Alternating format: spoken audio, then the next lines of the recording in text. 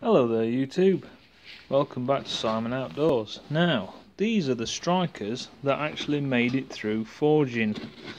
I've got a couple here, and this one here, it's hard to see in the light. I did switch the flash off, but I did hammer it with a ball peen hammer to give it a rustic effect. Now, unfortunately, I didn't follow what I'd seen other people do on YouTube, which was quenching it in oil slowly. I was rushing to get them all done and get back home. So when I'd quenched them, I literally just dunked them in. Now, obviously one snapped during the forging process, which I talked to you about on the other video.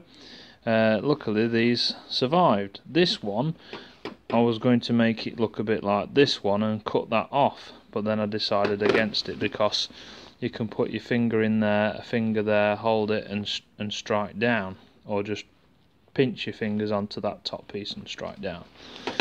But unfortunately these three didn't harden enough. I didn't get the fire hot enough, but this one I did. It was glowing red and I quenched it in oil. Unfortunately I just dunked it in. So I started striking against the flint and I got some really nice sparks. Then I thought, right, I'll try and break an edge off this flint to get a really nice sharp edge.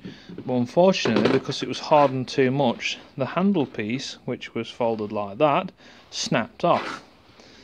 But I've still got a striker. But basically what I'm left with now is basically just still a piece of file. It's not got no shape to it really, but it works. So another day, in a couple of weeks I think, when this is dried out, this is that old water boiler I was telling you about, the hole in the side just there. So there's a copper pipe that goes through the middle.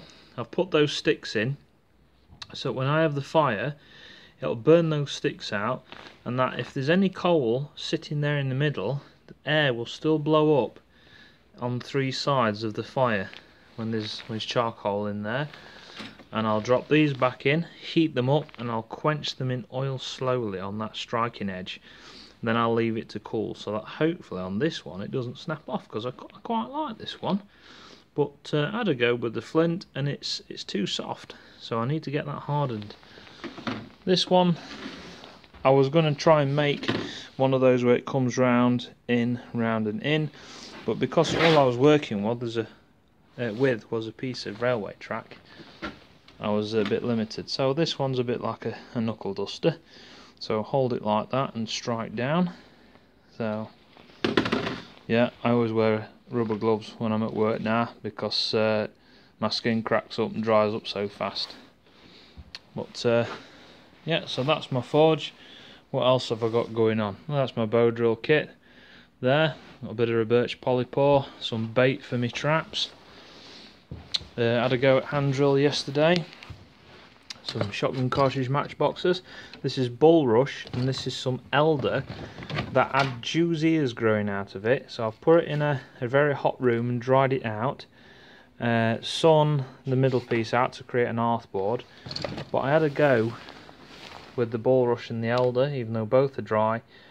And you can see it only just started to go brown. It's putting on a lot of pressure and not even no smoke, but it is pretty cold at the minute.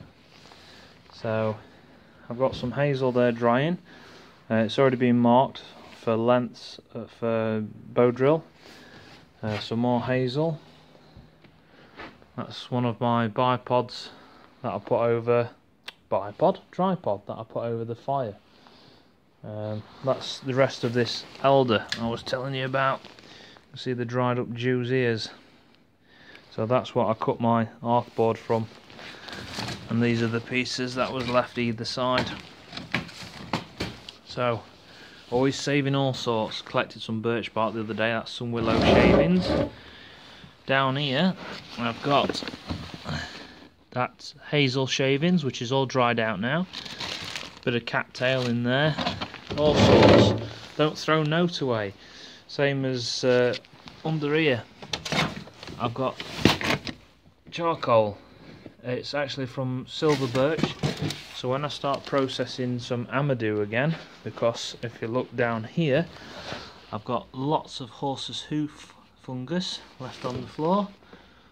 When I start processing that, I've already got some charcoal that's not going to take much burning before I can collect the white ash and process the amadou. So I've got bits of all sorts in here. Got a good stash of wood under here. A lot of willow ready for splitting for bow drill. I've got some yew, some cherry. I think I've got some lime in there somewhere. Some sycamore.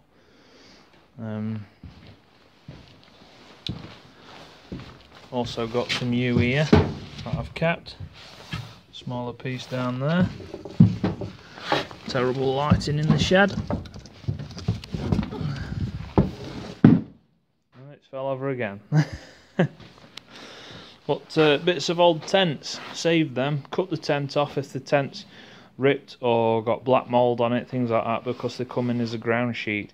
If you want to build a shelter, you're not buying a tarp, you've got a sheet there ready.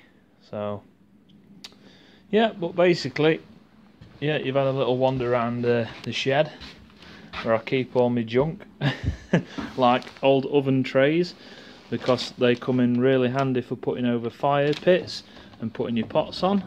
So, you know, all things like that are useful. Save them. But yeah, this video will basically to show you the strikers. Now, if I can prop my phone up, I don't know whether I can or it will just fall over. Let's see if I can show you this striker working.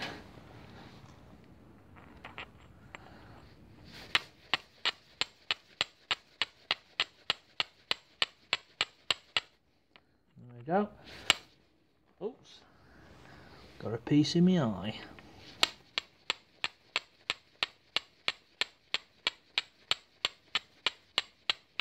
But yeah, you've seen that. So now I better go and have a look in the mirror and see if I've got a piece of flint in my eye now. Thanks for watching Simon Outdoors. See you soon and bye for now.